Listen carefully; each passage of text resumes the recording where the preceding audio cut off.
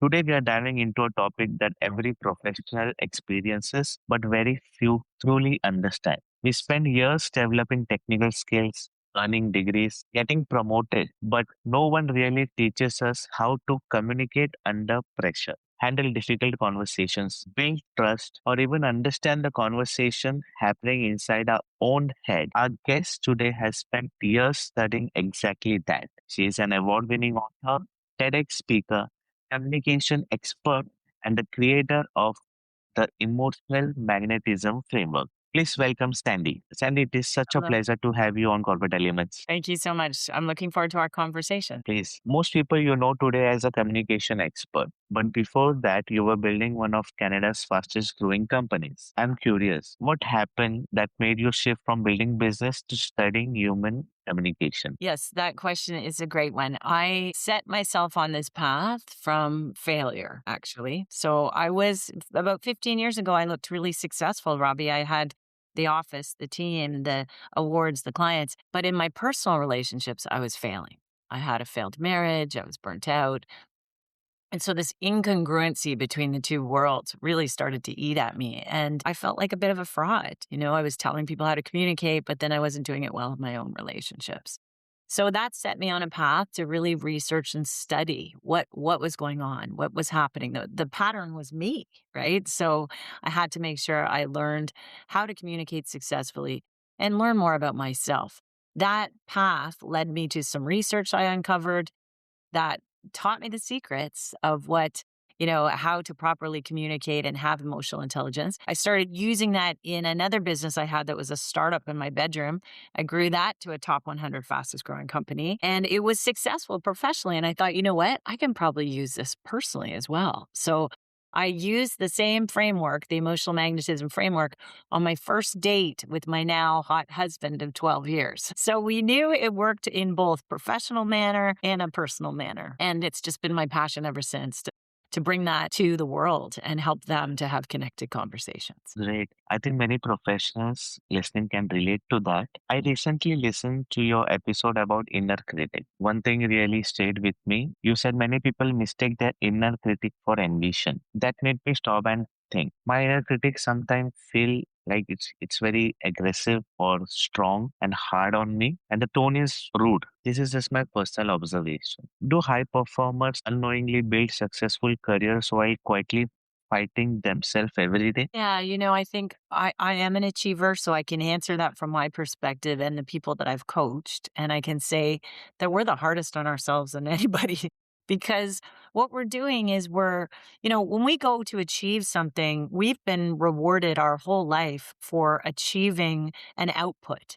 For actually getting something done. And we don't typically get bonuses for how we speak to people, or how we make people feel. And so that's not something that motivates most people that are high achieving. And so when we start settling, maybe at the end of the day or the beginning of the day, when our inner talk is fierce, usually right before you're going to sleep, it's that talk track is usually about what you've done wrong or the things that you have failed or, this negativity, as you said.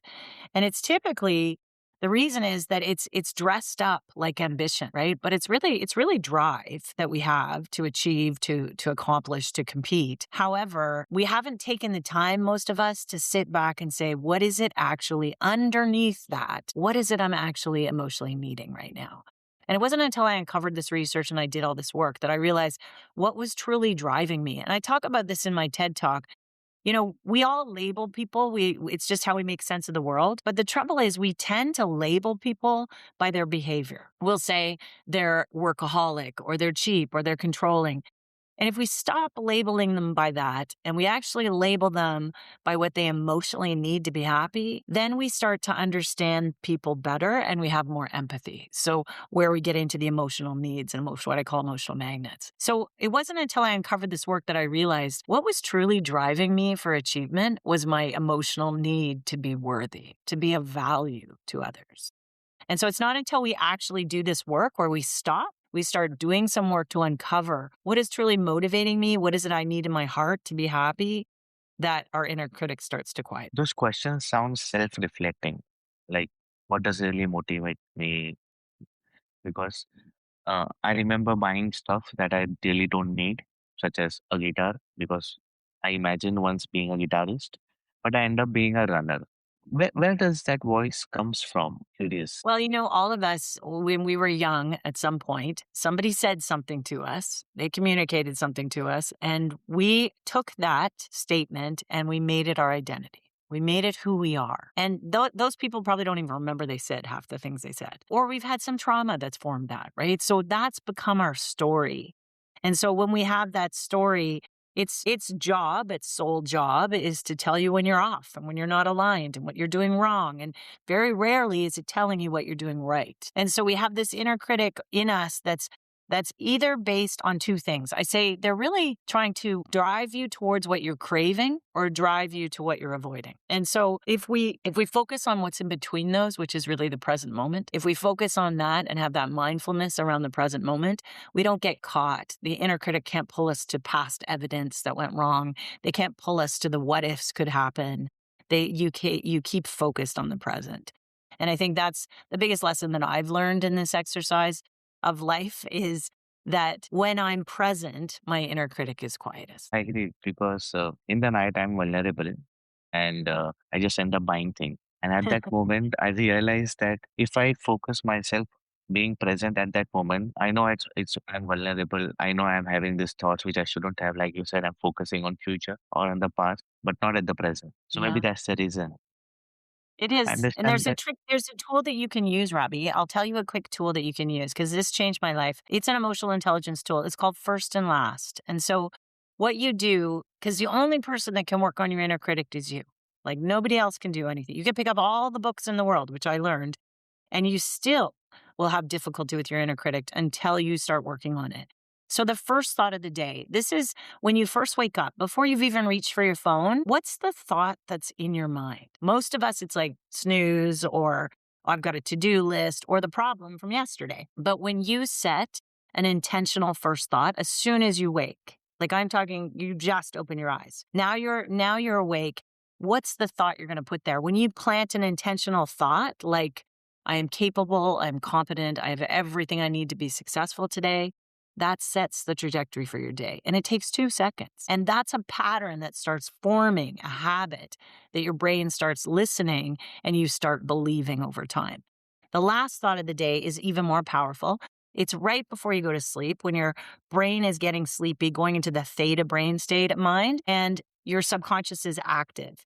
When you put that last thought of the day in there and it's full of gratitude and the blessings in your day and the things that you've done well, your wins, as I call them, then your subconscious works through that like it's fact. It believes it. And so you have these two bookends to your day of your inner critic where you're guiding that conversation. And those are the most powerful things you can use to quiet your inner critic. Indeed, that was a word that just came to my mind. That's a powerful advice. So I understand that. So before we communicate with others, we probably need to understand ourselves and communicate with ourselves first. Yes. You've said something that I absolutely love.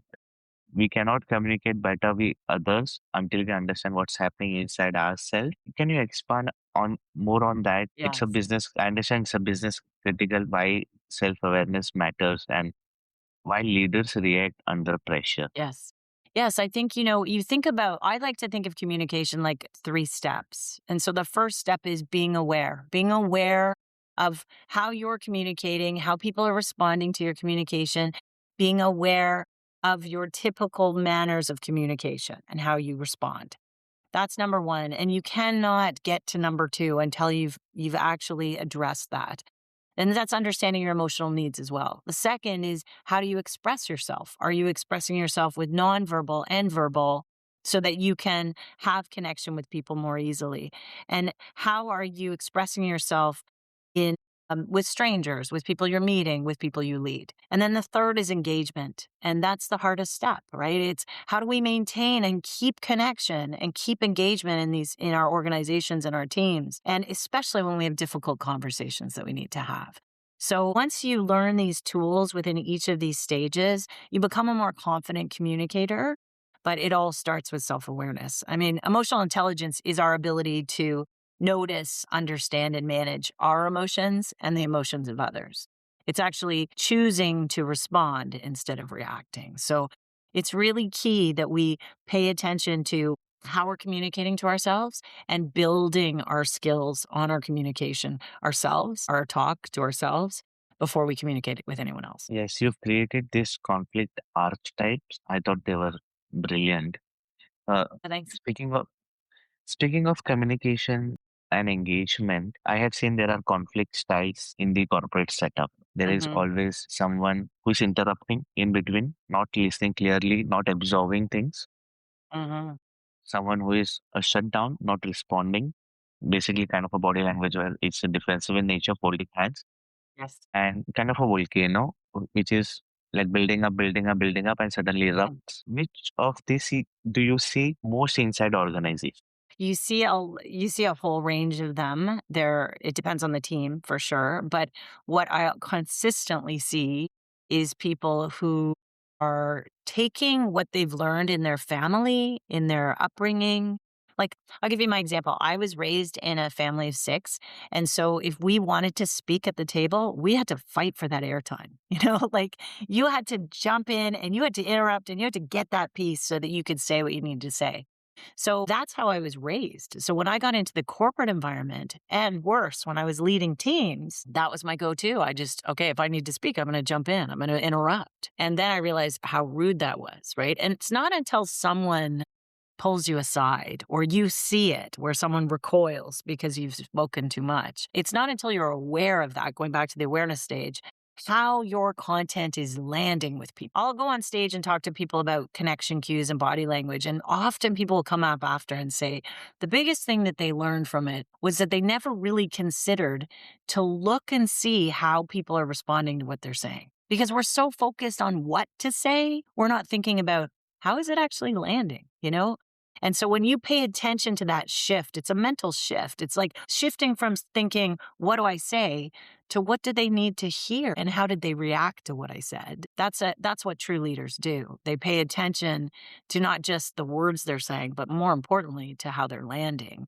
And then they pivot their communication to keep that connection. So when we start looking at how people are dealing with conflict in the workplace, the number one issue they have is avoidance. People will avoid it. Or they'll become like a detective, right? They're going to collect evidence on all the things you've done wrong. And then they're a historian. They're going to pull up everything and say, well, 2 weeks ago you did this, and 4 months ago you did that, and 8 years ago you did that. And it's just not a way to deal with conflict, right? They're collecting the evidence so that they can present their case. When true communication is open and transparent and vulnerable and authentic and respectful. And so there's a way to do that. I have a tool that I can share with your listeners that if you have to have a difficult conversation with someone, it's all about the approach and the structure. So most of us will have already thought about what we need to say numerous times, and our brain will be rehearsed and we're ready to go. And okay, this is how I'm going to do it. And we've talked to people in our lives and everything. So I say to them, use an honest sandwich. That's what I call it, the honest sandwich. It's 3 pieces, and really think of it as feel, need, forward. So the first step is to approach someone. And by the way, never say to someone these 4 words, we need to talk. Never say that, because as soon as you hear that, you think, I've done something wrong, right? I'm in the principal's office, or I'm going to get fired, or something's wrong. They're going to break up. So just don't say that. Instead, say, can we just have some time? I want to share something with you. I just want to share something. So that's better language. The person's not defensive. So let's say you're now having this conversation and you're ready to do your honest sandwich. It goes like this. So you'd say, you start with what you feel. I felt frustrated that you cut me off in a meeting, right? Let's just use that as an example. Now, the person doesn't feel defensive because you're sharing about what you feel. You're not saying, you cut me off and I didn't like it. You're staying in the present moment. You're not in the what ifs and how dare they. So that's it, saying what you feel. The second step is to say what you need. I need to know that my opinion matters. I need to know that I'm a valuable member of your team. So sharing that. And again, what it does is it tells the person that you're thinking about a solution here. You're not just coming from a place of blame. And third, you move the conversation forward. Most conversations stop there and they go, did we resolve anything? What do we do here? Move it forward. Say, going forward or next time we have a meeting, Could you please ask for my opinion before you shut down the meeting? And that person will say, okay. So what it does is it gives you a structure that you can use to have a difficult conversation in a very calm and respectful way. You can formulate your thinking and you're prepared before you walk in on what you feel, what you need, and how to move the conversation forward. And that's really, it's a tool that I've used all ages. Like it works with children, it works with adults, it works with difficult people. It's a way to communicate how you feel in a respectful way. I love that because also in my experience, the tool you just gave is reflecting on the feeling, on expressing, and on clearly communicating what I want. And I believe most leaders do is like the evidence you mentioned, it is focused on the person's character rather than focusing on work. And you mentioned about your childhood that you were wanting to, interrupt and you've changed. So my question was, can people change? And I believe you answered it yes. And uh, how much comes from childhood? So much, so much. I mean, because of these stories that we've told ourselves, they end up being our inner track, right? Whether we're worthy, whether we're valuable, whether we're loved, whether we're, all these things, right? That drive our decisions.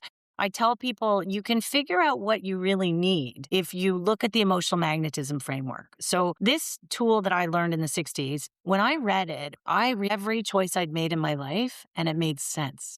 What people used to say, Sandy, you're overly ambitious or you're never satisfied or all these things. When I realized my magnets, my emotional magnets, were driving my decisions, and I shared that with the people in my life, they understood why I made those decisions and they had more empathy for me. So if we think about the four magnets, you can think of them like a 4-lane highway. And each of us is kind of driving in one of those lanes. And these are developed as early as 6 years of age.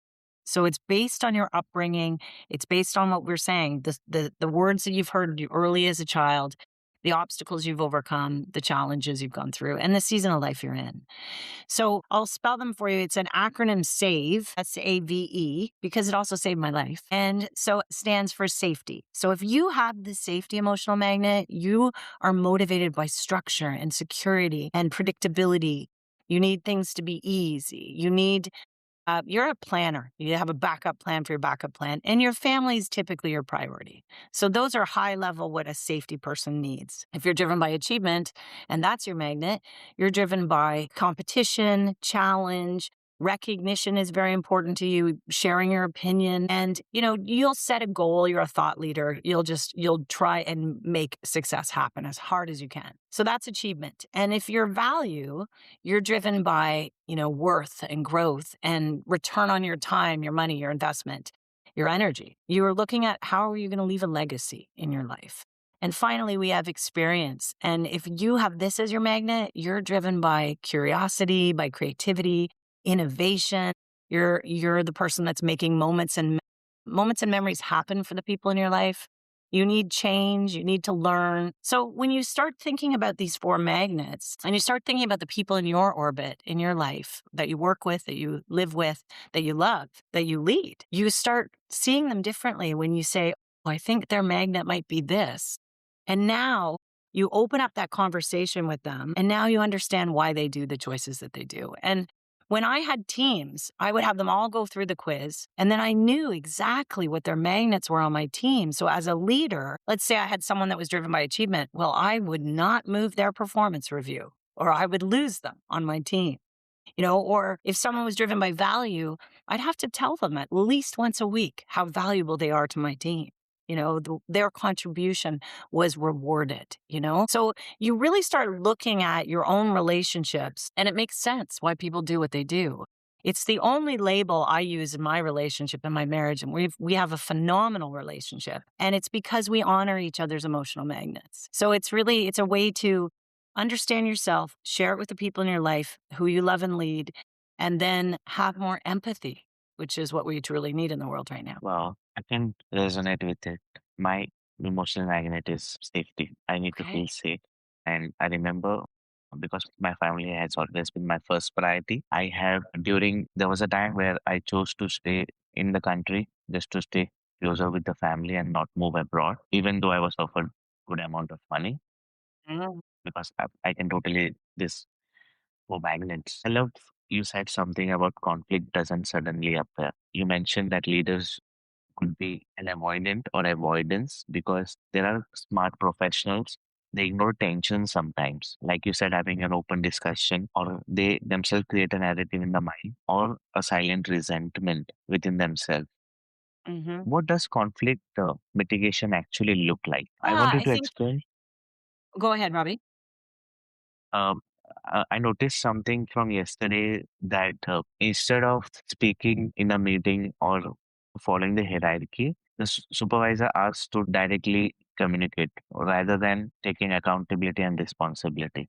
So your question is like, what do you do in that situation when someone else Yes, is not taking accountability? yes, Yeah. So it depends, first of all, on the situation. Who's in the room? Because if it's about saving face, first of all, right? Because you don't want to exasperate the situation. One thing that I would always say is cool off, like definitely cool off. If you're feeling emotionally charged by something, give it a few moments. That's where I use a tool to self regulate. But you have to have that space to so that you're not reacting, so that you're responding. So that's the first piece. Like go to the washroom. There's lots of different things you can do with difficult people like that. You can count. Or you can recall old addresses that will shift you from an emotional state to a logical state. There's all these little tricks that you can do. You can drink a glass of water, just anything to give you that mental space so you don't react. And your face is reacting before your words are reacting, right? So the drink of water is the best tip that you can do because it's covering up your face. Secondly, once you're ready to respond, it depends on the situation, of course, but ask that person for a one-on-one discussion. And you're not going to say, can we talk or we need to talk? You're going to say, can we schedule some time? I have something I need to share with you. Now that leaves enough curiosity that they're going to think, what do they need to share with me? And you leave that on purpose so that they leave it open. When you come into that meeting, you use the honest sandwich. I feel this. I need this. Going forward, can we do this? So it's really about the time that you're approaching it, what the situation looks like when you're having that discussion. It's always about timing too, right? You got to pick your choices, make sure that the right scenario, and then use the honest sandwich. And that person will be as defensive. Now, if they're not listening, believe me, there's still lots of jerks out there and they'll never change, right? I worked with a whole bunch of them. But the thing that you can control is how you feel and how you respond. And so be aware of that, right? And then try and get a champion in the workplace to support you in that situation, right? You need to have a champion on your team in the workplace. And if you don't, actively make that a priority. I had to have champions in the room when 10 men were looking at me, wanting me to fail. And I had one champion in that room that said, no, actually, what she's saying makes sense. So I would definitely recommend that. It's not something we're told to do, but it's something that when I learned that, I've been shouting it from the rooftops to people. Find that champion on the team who has your back, and it might not be your manager. It might just be a colleague, but that's okay, right? It's there's a couple of complexities there that we need to be aware of with sensitivity around rank and hierarchy and all that nonsense. But at the end of the day, you need to feel good that you expressed what you feel. And when you do that, whether that person believes it or not, whether they accept it or not, you will be happy because you expressed how you felt. And that's the whole point of being a human. yes. Even when you just advised and you provided a solution, I felt good just thinking of Good, it. good. Excellent. I'm glad. And that's the whole point, Robbie, is that when we start learning more about ourselves and have these tools that we can pull out of our pocket and structures to help us communicate, we build our confidence. And when we build our confidence, we get more opportunity to connect with people. It's often the people that come up to me when I'm on stage or when I'm on my podcast, they'll send me messages saying, you know what, Sandy, like this little tool you gave me, I'm an introvert and I didn't know how to communicate with people until you shared this tool. So I'd say to your listeners, go to my podcast, pick one of the tools. Like you listen to so many, Robbie, right? You know that they're like bite-sized tools that you can apply and use and start practicing with. That is how you end up becoming a bigger leader and a better person in your life. Speaking of one of your episode, which I really enjoyed on body language, I started paying attention to my own posture afterwards. Good. I realized I have low tolerance for the topic I have not interest. Then I started walking away or My direction Interesting. of legs used to change. Yeah. And sometimes if someone said something really stupid, I used to raise my eyebrows or roll my eyes or something like that. Yeah. And I have a habit of touching the face. I don't know Mm, whether it's nervousness. I like to think that I'm thinking more about it and I'm trying to engage into the listening, but it's mm. just me. My question is how much of communication actually happens before we speak? And can leaders unintentionally create fear through body language? Yes, yes. Our body language is, we must pay attention to this. Everybody, please listen. You must pay attention because we are communicating before we even open our mouth, right? In the first 4 minutes of meeting someone, half of our communication is our nonverbal communication. So we've already made a decision about a person in the first 7 seconds of meeting them, and maybe they haven't even spoken yet. So paying attention to how you are reacting to people and how is the first place to start. I'm glad to hear that you started paying attention to that because it's their opinion is being formed on what you're doing. So one of the biggest things that you can start doing for body language is first be aware of what people are doing when you're talking. And then second, if you really want to build a connection with people, it's called mirroring, copy what they're doing. So if they're leaning forward in a meeting, you lean forward. And if their arms are crossed, cross your arms. What that does is it creates a subconscious connection that you're similar. And we like people who are like us. So you'll notice you'll have a better conversation with people. You know, if you have your arms on the your hands on the table and the other person has their hands on the table, you feel like a team. If one of you's sitting back and the other one's forward, you feel disconnected.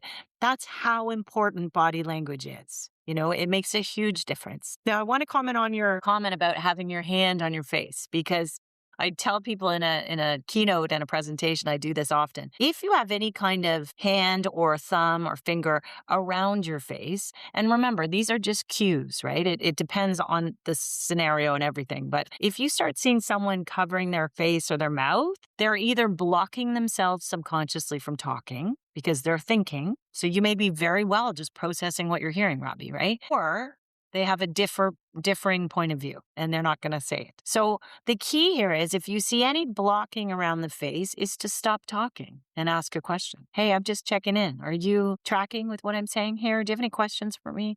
Because the goal is to keep connection. Another one, like we see this in meetings a lot, right? Like where people are kind of pausing and they've got their fingers in their thing, but they're like, we think, okay, they're either really actively listening or maybe they're bored, right? When you see this, typically people are checked out to what you're saying. So when you see anyone kind of resting like that, they're done with That's, the that's conversation. I used to surprising. say they're doing this, but they're thinking I want out of this conversation, you know?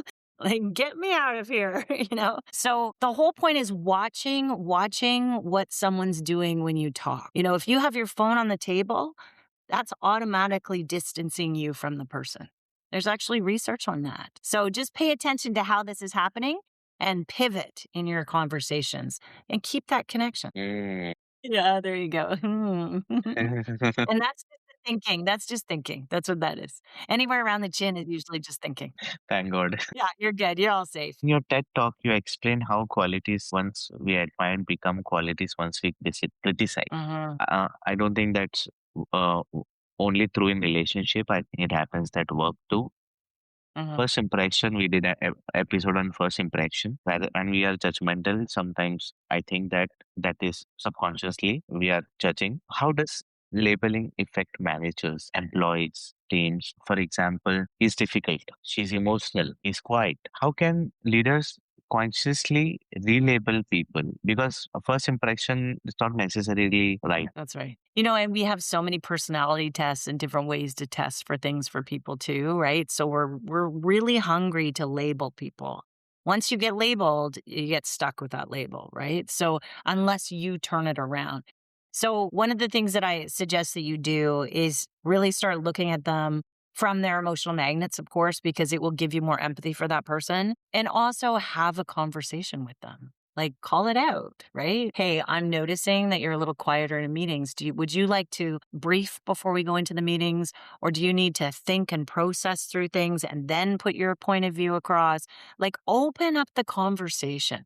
When people are labeling, it's because they've stopped the conversation. They actually have just stopped. They've made a judgment and they're not open to discussing how that person is anymore. So I really have a thing that, for so long I was labeled different ways. And it wasn't until I learned my magnets and shared that with people. Look, I'm driven by achievement and experience.